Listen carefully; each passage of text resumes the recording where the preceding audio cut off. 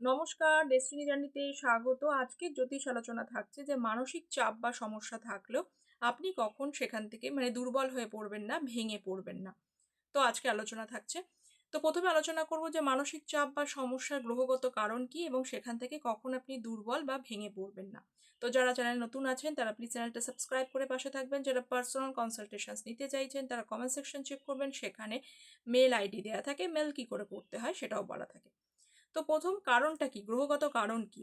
গ্রহগত কারণ জ্যোতিষশাস্ত্র মতে যে মুন চন্দ্র যদি উইক থাকে, অ্যাফ্লিক্টেড হয় ন্যাচারাল ম্যালিফিক প্ল্যানেটস দ্বারা। ন্যাচারাল ম্যালিফিক প্ল্যানেটস হচ্ছে স্যাটার্ন, রাহু, কেতু, এর দ্বারা অ্যাফ্লিক্টেড হয়।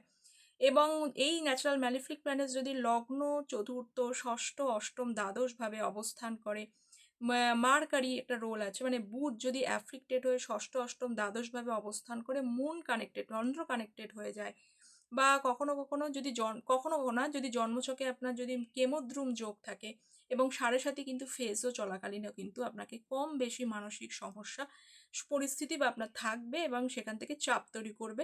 দশা অন্তর্দশা কিন্তু অবশ্যই দেখতে হবে যে কি দশা অন্তর্দশা চলছে। এছাড়া D1 চার্টের সাথে আরও সূক্ষ্ম বিচারের জন্য অবশ্যই ডিভিশনাল চার্টকে পর্যবেক্ষণ করতে হবে। কিন্তু দেখা যায় যে অনেক সময় অনেক ব্যক্তি আছে যে মানসিক চাপ বা সমস্যা থাকলেও সেটা খুব সুন্দরভাবে হ্যান্ডেল করে নিতে পারে, আহ, এবং হচ্ছে যে ভেঙে পড়ে না বা দুর্বল হয় না। কখন হয়? যদি এই সমস্ত কানেকশনের সাথে যদি শুভ রবি সান, জুপিটার এবং হচ্ছে মঙ্গল যদি কানেকশানে যদি কানেকশন করে, তাহলে কিন্তু যতই আপনার মানসিক সমস্যা বা চাপ থাকুক না কেন, you can handle it easily. আপনি দুর্বল হয়ে পড়বেন না, ভেঙে পড়বেন না, এই বিষয়টা ঘটবে।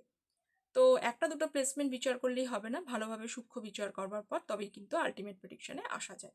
তো আজকে এই পর্যন্তই। সকল ভালো থাকবেন। Thank you so very much.